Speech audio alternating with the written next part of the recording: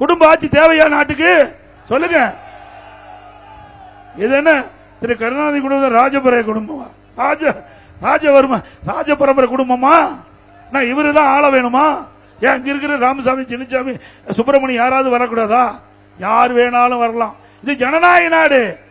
ஆனா திமுக அப்படி அல்ல. திமுக கட்சிக்காரரு அந்த கட்சியிலேயே உயர்ந்த பதவிக்கு வர முடியாது, ஆட்சியிலேயும் வர முடியாது, மாநிலத்திலும் சரி மத்தியிலும் சரி.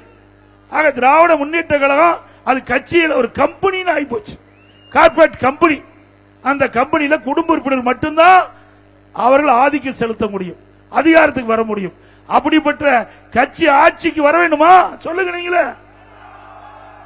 அனைத்து இந்திய அண்ணா திராவிட முன்னேற்ற கழகம் ஜனநாயக மிக்க கட்சி.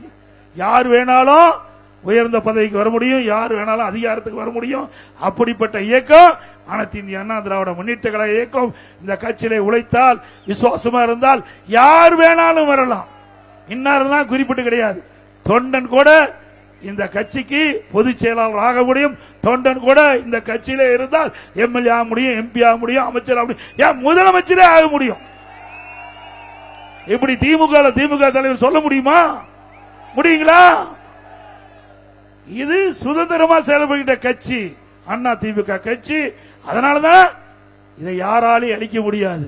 எவ்வளவோ அவதாரம் எடுத்து பார்த்துட்டார் ஸ்டாலின், ஒன்னும் அசைக்க முடியல.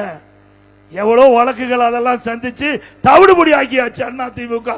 உங்களோட ஒத்துழைப்போடு பிளே ஸ்டோர் மற்றும் ஆப் ஸ்டோரில் இருந்து பாலிமர் செயலியை QR கோடு மூலம் பதிவிறக்கம் செய்யுங்கள். செய்திகளை உடனுக்குடன் பெறுங்கள்.